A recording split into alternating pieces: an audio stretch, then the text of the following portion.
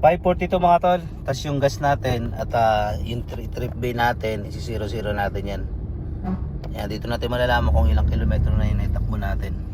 At naka-all start pa mga tol, nakaka-umpisa ko lang. At punta na natin yung ating passenger mga tol. 636 mga tol ang kanyang babayaran. Akin na po yan, labas na po top up dyan mga tol. Tapos 1.8 km at 7 minutes ang itatagal sa pag-pick up. So ayan, punta na natin mga tol. Ito, samahan nyo pala ako bumiyahe ngayong araw ng Huwebes mga tol, buwan ng January. Samahan nyo ako ngayon. Tips nga pala sa mga bumabiyahe dito sa Grab, dapat agahan nyo kasi si Grab nagbibigay ng incentive. Hindi naman siya pare-pares, no? Pero madalas talaga o karamihan 400 pesos po ang binibigay ni Grab na incentive sa umaga, tapos 400 pesos naman sa hapon. Malaking bagay din yun mga tol, sayang din yun. Kumbaga pandagdag boundary din yun kung ikaw ay nakiki-boundary, o kaya naman extra income din yun mga tol. Isipin mo, stay online ka lang, magkakaroon ka na ng 400 pesos, pero sa pagitan nyo ng alas 6 ng umaga hanggang alas 7, tapos magtatapos yun alas 9. Sa hapon naman alas 4 hanggang alas 5, pero magtatapos yun hanggang alas 8 ng gabi. Medyo mahina ang biyahe ngayon, kaya kawawa naman yung mga hindi naghapit nung panahon ng kasaganahan. So yung mga tol, andito na tayo sa PITX. At ito na ida-drop off na natin yung pasahero. Nagbayad siya ng cash at nagtip siya ng 20 pesos. Bali 1,000 ang binayad niya. Nagsukli na lang ako ng 150. So ayan. So meron tayong bonus na 400 pesos pero hindi pa natin nakukuha yan. So sana makuha natin yung mga tol. So ngayon 7:01 na, halos isang oras din ang biyahe natin dahil expressway lang tayo dumaan, dito sa Skyway dumaan. One booking pa lang ngayong araw, 16 ng January. So yan. So, abang-abang tayo mga tol. Dito bawal tayo mag-set day, bawal din tayo magpatay ng apps para makuha natin tong bonus na 400 pesos mga tol. Yun, eto na. Sana kumita tayo ngayon. Kahit maka 3,000 lang sana ako, pwede na rin. Okay na yun, 3,000. Kung sumobra man, di swerte na. Sa mga nakaraang araw, medyo talagang sabihin natin na talagang normal lang talaga to mga tol. Mga nakaraang araw, grabe talaga ang tumal. Ngayon January kasi talagang sabi nga nila panahon ng tagutom ngayon. Noong bare months, panahon ng kasaganahan, maraming pera ang tao. Kahit anong larangan ng negosyo mga tol, meron talagang panahon ng tagtumal. Kaya nga sabi nga nila, kapag panahon ng kasaganahan, samantalahin na, para pagdating ng tagutom, meron tayong bala, meron tayong reserba. Sabi nga nila, kapag ang isang sundalo ay hinahasa mo na yan, tinitraining mo na yan, pinapalakas mo na yan bago isabak sa gera. Syempre bago isabak sa gera yan, maraming bala yan, maraming baon na bala yan. Ganun din siguro sa pagninegosyo mga tol, o ganun din siguro sa paggagrab, na sa panahon ng kasaganahan samantalahin na. Kailangan na natin magbaon ng kasipagan para pagdating ng kagaya nito tagtumal, meron tayong paluwal.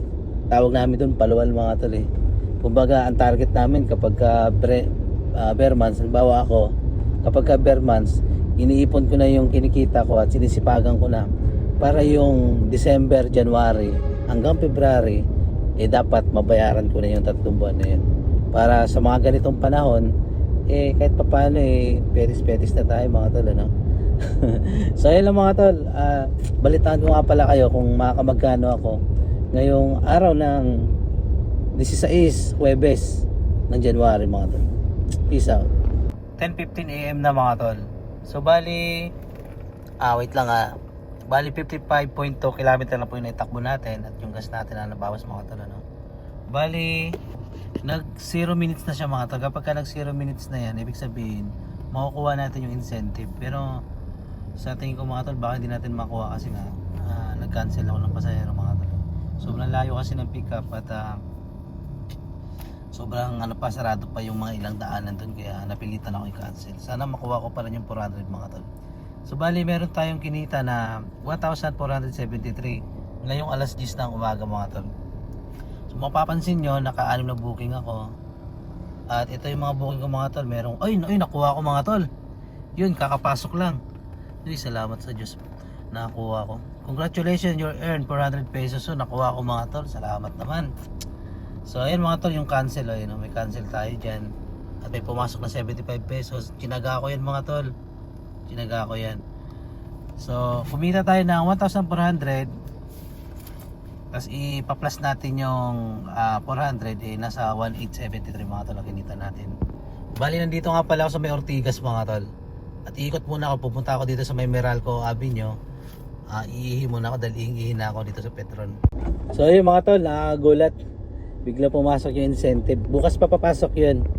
Bukas pa nila ibibigay yun na mga ganitong oras din. Salamat dahil nakapasa ako. Hindi ko na nga, kumbaga nawala na ako ng pag-asa na makuha yung incentive Kasi minsan, o yung mga nakaraan, kada alas 9 o 9:30, 9:40 AM, binibigay na yung incentive. Nanghihina ako kasi alas 10 na wala pa yung incentive Kaya iniisip ko baka hindi na ibigay kasi nga meron akong cancel. So, eto mga tol, maghahanap po na ako ng matatambayan dahil wala nang pumapasok na booking. At ang gagawin ko dahil nandito ako sa Ortigas, magsiset destination ako mga tol. Naka-off po yung saver ko ngayon. Magsiset destination ako ng Naik. So, kapag ka naka-set destination ka ng Naik, papasukan ka po niyan mga airport, Pasay o Pabacor, Cavite. So ganun po mga tol. At kapag ka naka-set destination ka, sinabi ko na to noon, ikaw yung priority na mabigyan ng booking na naka-set destination. So ayun mga tol, dahil nakuha ko na yung incentive ng 400 pesos, ang gagawin ko ngayon, hahanap ako ng matatambayan. Iihi na ako sakit ang ano ko. 10:27 mga tol. Bali pinasukan na tayo. Umihi lang ako dito sa Petron. Ayun, dito sa Petron sa may San Miguel Avenue. Bali papunta ito ng, saan ba to? Ayun, Pasay nga mga tol, sa may Okada. Tama-tama yung set din natin. Gumana yung set destination natin mga tol. 375 sa akin at ang pick up niya dito lang, malapit lang to. So ayun mga tol, puntahan ko na to, sayang naman. Mga tol, gumana yung set destination natin. Para sa mga nagtatanong kung ilan nga ba ang set destination sa Grab, sa ngayon po 2. Pero yung 2 na yun pwedeng dumami yun mga tol. Bali nagamit ko na yung isa. Ganito kasi ako mga tol ginagamit ko talaga yung set destination kapag ganitong oras, pagpatay ang oras. Kasi alam ko kasi mga tol, kapag nakaset ka, ikaw yung priority. Mapapansin nyo doon sa mga nakahinto doon kanina, mga nagagrab, mas ako yung binigyan ng booking. Andun pa sila, nakatambay pa sila ngayon dun Kaya ganun lang diskarte mga tol. Set di kayo kapag nasa Quezon City kayo, nandito kayo sa may Ortigas, o kaya nasa Makati o BGC, pwede kayo mag-set di mga tol. Kayo po ang priority nun kapag kayo ay naka-set destination. 2:00 na mga tol. Yung gas ko paubos na at ang naitakbo natin ay 105 km mga tol. Ngayon, nag-set destination ako pa uwi mga tol. Dito ako ngayon sa may Pasay. Pagka diniretso ko yan, papunta yan ng Terminal 2. At yun na nga yung pupuntahan natin ang Terminal 2. Doon kasi, maraming pasahero doon Nag-set di tayo ng Wawatanay. Ngayon, papasukan tayo niya ng Makati, Mandaluyong, Pasig, Cainta, Taytay, Angono, Binangonan, Antipolo. Yan. Posible naman walang pasahero doon mga tol. Ngayon, ang kinita na natin mga tol ay 2,500 na. Malinis na po yan. Gross na po yan mga tol. Labas na po ang kanyang top up. Bali 10 booking 2,500. At ang petsa niya ay 16 ng Huwebes at buwan ng January. Ay mga tol, meron akong 82. Ganun talaga, may mga cancel pa ako. Mabira, minsan talaga hindi mo talaga naiiwasan yung cancel. So ayan mga tol, punta na tayo ng Terminal 2. Ngayon, ang diskarte ko dito, kapag pupunta ako ng Terminal 2, pumapasok ko talaga ako sa arrival. Ayaw ko sa departure kasi kapag nasa departure ka, pahirapan ng pagkuha ng booking. Ngayon, kapag nasa arrival ka, talagang 98% makakakuha ka ng booking. Bakit yun nasabi mga tol?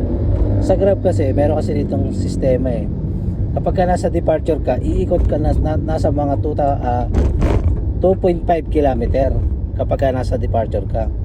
Ngayon, kapag nasa arrival ka na at pumasok ka na doon, may posibilidad na papasukan ka ng booking mga tol. Kasi ang sistema dito kay Grab, kung sino yung pinakamalapit, siya yung priority na binibigyan ng booking.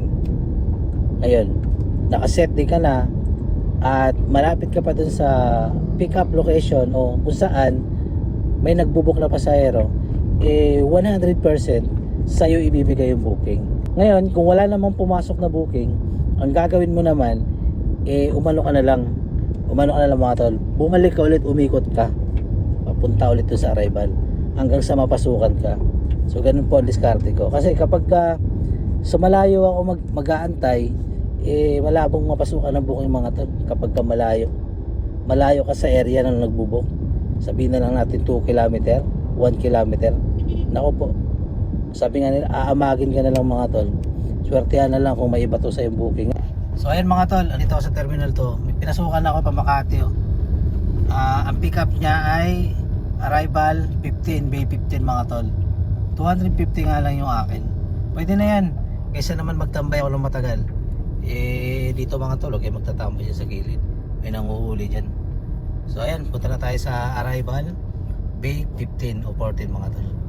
580 na mga tol at ang naitakbo natin ay nasa 143.8 km mga tol. At yung gas niya, naibalik ko na at sumobra pa ng konti Bali, andito na ako sa lugar namin mga tol, sa aming bayan ng Taytay.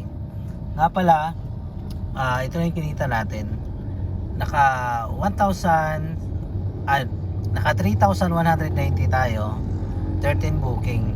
Ngayong araw ng Huwebes, petsa 16 ng January mga tol. Naka 11 booking, naka 13 booking lang tayo ngayon. So ngayon, kukwentahin natin ang ating kinita. Isasama na natin ang ating incentive Bali ang gross income natin, labas na po top up nito 3,190. Yan, ipa-plus ko ang 400 na incentive. Ngayon ipa-plus ko na naman ang 250 na 250 na tip na ipon yan mga tol. Kasi 50, 100. May mga galante talaga mga pasahero Bali, ang kabuuan ng ating kinita ngayong araw na to ay 3,840. Ngayon, naggas ako ng 1,000. Ay, wait. Magkano yun? 3,000. Magkano yun? 3,840. So, wait lang Ayan mga tol, tama. Ang gross income natin, labas na po ang top up, ay 3,840. Kasama na po yung incentive at tip. Ngayon, ima-minus natin yung 1,000. Yung 1,000 na yan, ito yung pinanggas ko. Ima-minus pa natin ang 1,000 para sa maintenance at panghulog ng sasakyan. Yun, daming obligasyon Ngayon, meron tayong natirang 1,800. Babawasan ulit natin ito ng 500 budget sa bahay. So ngayon, meron tayong 1,340 na savings. Sa ilang oras yun mga tol? Ilang oras ba tayo nag-umpisa? So bilangin natin mga tol. Nag-umpisa ako ng alas 6. Nakita nyo naman, alas 6, di ba? Nakauwi tayo alas 5 na 20. So bali, lumalabas 11 hours lang tayong nagpasada. Ayun mga tol, 11 hours lang tayo pumasada ngayong araw ng Huwebes, petsa 16 ng January 2025, taon 2025 So yun lang, kahit pa paano kumikita pa naman sa 11 hours. Ngayon, kung isasagad ko siguro ito ng 15 to 18 hours mga tol, siguro kaya pang kumita ng 5,000 o 6,000 mga tol. Ako mga tol, tama na tong kinita ko ngayon. Kasi kapag sinagad ko to ng biyahe, malabo na makakabiyaya ko ng maaga. Kaya halos parehas lang at ganun lang din. Kaya yung katawan ko at oras ko talagang 12 to 10 hours na talaga ang biyahe ko. So ayun lang mga tol, maraming salamat. At ito na po yung update, at sana suportahan niyo ako at i-subscribe niyo aking YouTube channel para updated kayo sa mga video na i-upload ko. May ambulansya sa likod mga tol. So mga tol, salamat.